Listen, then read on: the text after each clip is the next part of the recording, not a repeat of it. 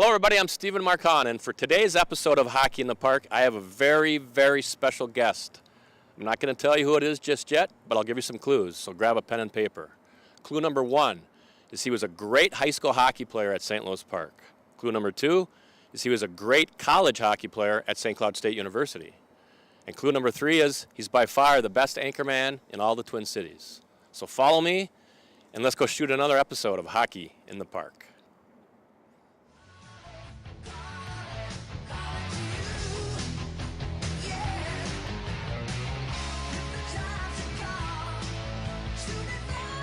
Hello everybody, I'm Stephen Hahn. Welcome to another episode of Hockey in the Park. Now, in the past I've had special guests, but today I have a very special guest.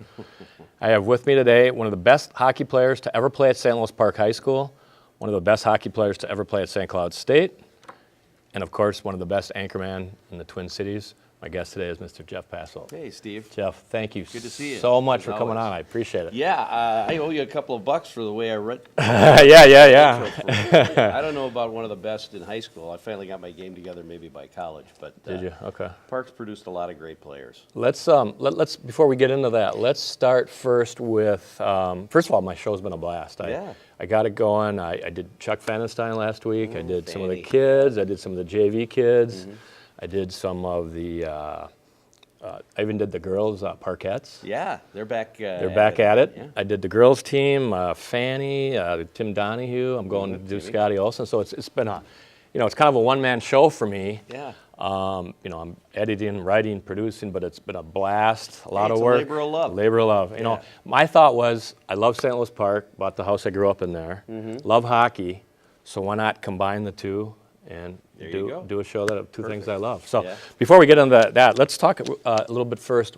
How did you start playing hockey? I mean, how did it come about? For me, I remember watching it on TV, and I'm like, I got to be out there and do this. Yeah. For you, what was the deal for you? Well, my dad started all of us. I have 5 brothers, and so we were all on skates by the time we could walk.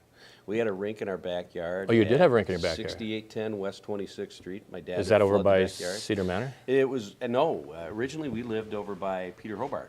Okay, by West Peter 26th Hobart. That's Street. right. And my dad would flood the backyard, and we'd go out there and skate. And then he was still playing in men's league hockey at Pershing Field over near Southwest High School, because that's where he was the captain of Southwest back in '49. Okay. So we'd go with Dad to watch his games, and maybe while he was playing his game, we'd be out on the big rink skating around. And I had 2 older brothers. Okay. So, following in their footsteps. Right. And it just was a way of life in our family. It kind of took off from there, then. Yeah, and my mom was a speed skater, too. So so it was like in your blood. Yeah. So, I mean, it was a real natural progression, and my dad and his brothers played, and I have cousins who played, and so it was something that if you were a Passolt, you were just going to end up playing hockey. Right. So did you then, were you at play a lot at Peter Hobart? I went to Peter Hobart. Okay. I went to Lennox originally. Okay. And then they built Peter Hobart in about '68 or so. Okay. And then in about 71-ish, we moved over near Cedar Manor, where my folks still live right now in Cavell. Let me ask you this, because I played, I don't know if you remember, I played back in Aquila, over at Aquila rink. Did you guys do like we did? Did you guys, obviously skate your shift and then stand in the snowbank? Oh, yeah.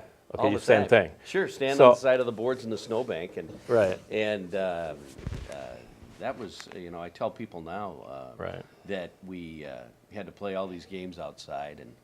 And, looking back now, it's some of my fondest memories about playing. I mean, I was able to play, some decent college hockey. I played junior hockey and traveled around and played against some phenomenal players there. But for pure enjoyment, just to think back to the games outside, and I have a great story that I love to tell people. Go ahead. Yeah. I was in Bantams, and the St. Louis Park Who was your coach? In Bantams, it was Frank Hahn and Dick Mitchell. Great coaches, and we had a really good team in Bantams. Okay. I think we finished 3rd in the state my last year. Okay. And we had a game, and our coach said, tomorrow night's game is going to be at the Fridley Arena. Okay. And we thought, the Fridley Arena? We didn't know there was a Fridley Arena. We knew there was a Park Arena in Richfield. built theirs, and we're like, Fridley Arena, okay, well, you know, back then, if you were going to play indoors, you didn't need your hat underneath your helmet, your gloves inside your hockey gloves, your long underwear, your turtleneck, and all that. So none of us wore any of that stuff. Right. And this was on a Friday night, and it must have been 10 below zero. Sure. And we all drive up there in the station wagons with the folks. And as we get there, there's a plywood sign with spray paint on it that says, "Welcome to the future home of the Fridley Arena." So you guys were playing outside, obviously. 2 rinks side by side outside with a warming house in the middle. Oh, my God. And one dad would stand by the door of the warming house, and instead of standing out in the snowbank, we were all in the warming house, unless it was your shift. And the dad would go, "Okay, Jimmy's coming off. You go." Really? Yeah. Well, at least you got to be in the warming house. Well, except for our poor goalie. Yeah, okay. He froze. The goalie, yeah. Yeah. Was the goalie Scotty then, or no? No, at that time, I think it was Steve Rosine. He was playing goaltender then. Okay. Steve Rosine and Tommy Lannenberg were our goaltenders then. Sure. Well, you know, what I remember is I just remember, you know, being 30 below and skating and then jumping in the snowbank. Now, you got to remember, too, back then, in our day, you know, skates were cheap. Oh, yeah. Cardboard, you know, $25. Yeah. And I remember my mom and my grandma trying to rub Vaseline on our feet, you know. Oh, yeah, in the warming house all the time. And it was Kids brutal. crying, You know, I keep thinking how lucky these kids are nowadays. I mean, think of the, you know, Well, like you know, Josh and your nephews. I mean, they're all inside. They got the summer programs. They got the Acceleration Minnesotas. It's just, you know, they're so lucky. They don't realize it. Some of the rinks we would go to, and they didn't even have a warming house. Like, just if we were going to go skate for kicks. I remember when Cedar Manor's rink first opened up at the bottom of the hill. They just had kind of a lean-to to knock down the wind. Right. And you'd go down there with your skates over your shoulder. You'd have to take your boots off. There was really no place to warm up. Right. Other places, we knew where the warm spot in the warming house Right, was. right. You find the warm spot. Once you got out there and you get going, and I can remember at least a couple times, I had friends who lived right near Scotty by Bronx Park and the big water tower there. And we would put our skates on at their house maybe 2 blocks away and walk all the way on our skates with the skate guards on. Sure. And then go out on the rink at Bronx Park just to avoid having to put our skates on outside. Sure. Yeah. All right, so let's fast forward a little bit to high school a little bit. Obviously, you played high school hockey. You played for Chuck Fenenstein. Chuck Fenenstein, Larry Langen, my first. Larry Langen. Yeah. Were you like? Let me ask you this: were you like a star right off the bat? No. Did it take you a while to develop? I mean, how did that happen? You know, I in 10th grade I made the varsity. You played varsity 10th grade? Right away. And in fact, when my Bantam season was over in 9th grade, they had me play like the last. There were a couple of games with the JV that they had us come and play, as I recall. Sure. And so I guess that kind of, you know, got them interested in me, but it didn't hurt to have my older brothers kind of leading the way. Oh, your older brothers, You know, Sure. they both wound up being captains of the team. Right. So I started off okay in my sophomore year, then really struggled. I was playing defense. You were playing defense? Mm-hmm. Okay. Yeah, and they wanted me to rush the puck a lot, and I found out how much quicker the high school game was. Sure. And then by my junior year, they moved me to forward, playing with my brother and another guy on the first line. Okay. And then my senior year, I played forward, but then on the power play, I'd play the point, and we'd go back and forth. Oh, okay. And I can remember my last game in the playoffs was against Eisenhower. Okay. And I sat out 1 shift in the first period, 2 in the second, and 1 in the third. So you were on the ice They the whole had time. me up, back. That's awesome. Up, back, sit, Okay. up, back, yeah. So I can't complain about not getting Sure, a any lot of time. ice time. My senior year was a tough year for me because I got going pretty well, and then at Minnetonka Arena, not much unlike what happened to Jack Jablonski. Ooh. The goaltender came out to poke the puck away from me and tripped me. I was going full speed, and I ran into the end boards. Okay. But I was able to tuck at the last minute, so I blew my shoulder out. Ooh. And that knocked me out of at least a half dozen games in the middle of the season. Okay. And then when I did come back, I probably shouldn't have. I couldn't even lift my arm up. You know? Right. But finally it came around. Let's talk a little bit about, I remember summers, I don't know if you remember, I remember playing against you in baseball over down at Carlson Field. Weren't you a lefty? I was a lefty, yeah. Lefty. I remember you pitched a little bit too, right? Pitched, yep. I remember thinking I didn't want to face you. Well, that's because I was known to be a little wild.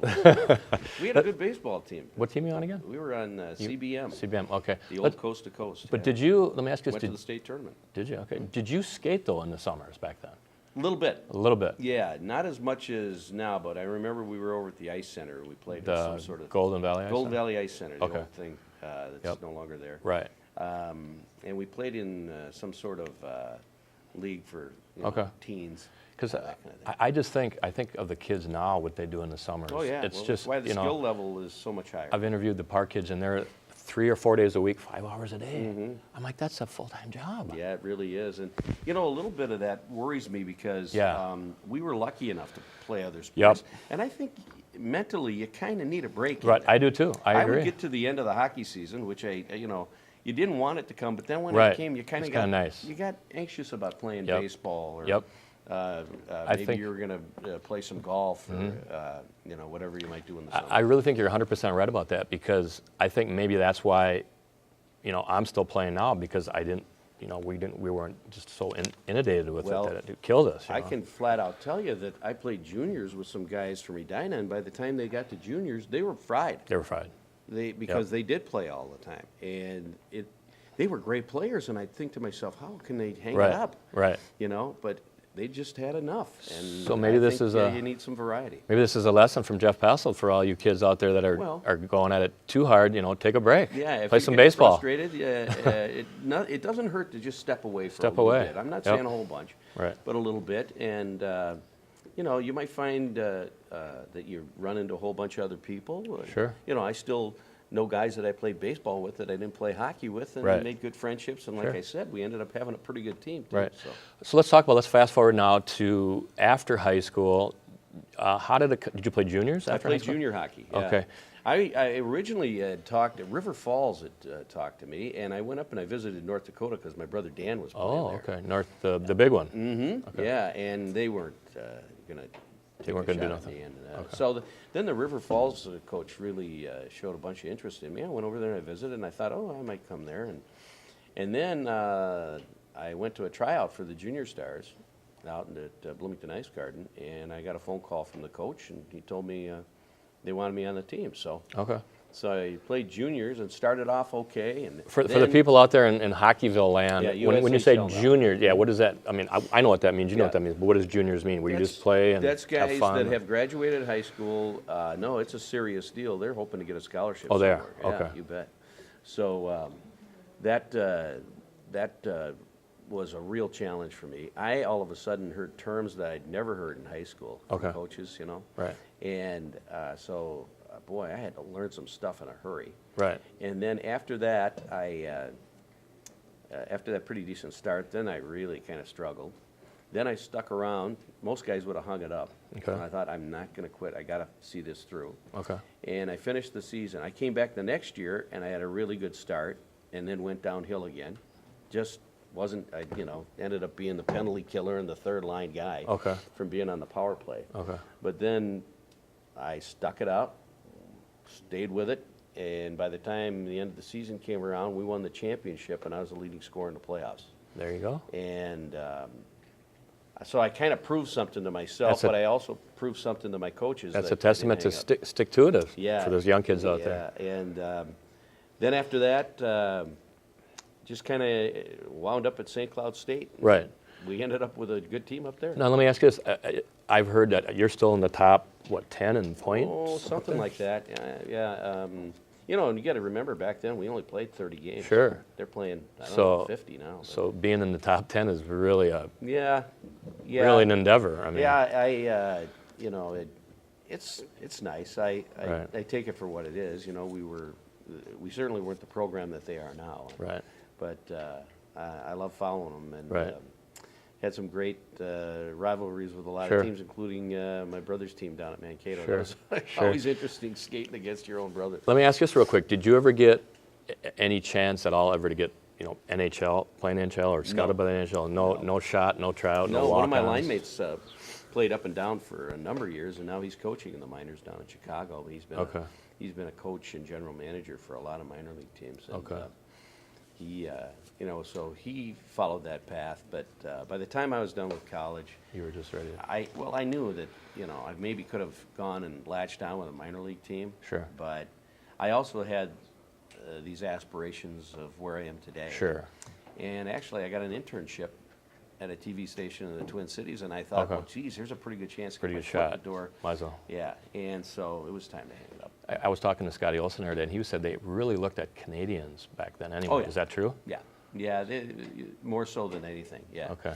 Because they had played more games, and they, you know, their skill level for most was much higher. Right. Yeah. All right, let's fast forward real quick, because I know you got to get going. What about this year's team? Do you follow them much? Yes, I do. I'm always online on Hockey Hub. Obviously, your brother Jeff's brother Johnny's one of the assistant coaches on the Salem Park team, and then my nephew your Josh nephew Josh is. Players, You know, I'm just impressed with Josh.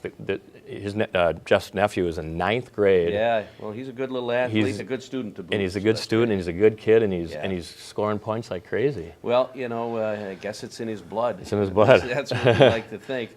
But you know, this is all of his doing and his determination. He also has a sister who's quite the athlete. Okay, a real good that's golfer, right. That's right. Good golfer. Golf team at Northern Illinois. So it runs in the family there for them. Sure. I am on Hockey Hub almost every day to see what the schedule is. If I can make the game. You get to go to any games? I was just at the game against Minnehaha. They won in overtime. That was fun. Okay. You were there. Okay. So you get to go to the. Yeah, they must have outshot them. I don't know by a bunch, but the Minnehaha goalie played pretty well, and Park hung in there and beat them in overtime. Well, part of the reason I'm doing my show, Hockey in the Park, is because there was such a buzz around the program this year. Oh, yeah. You know, with Sean Podine coming in and your brother and the new coaches. It was just. It was almost electrifying around the city of St. Louis Park about just the whole hockey thing. So that's one of the reasons why I got my show going. But it's been just crazy. You know, they've far exceeded their expectations. Yeah, so far. And, you know, let's think that maybe this is the first step to many other big ones. Sure. I got a chance to talk to the team after the game. Coach Podine let me come in there. And I meant what I said when I told all the kids, you know, thanks for bringing pride back. Absolutely.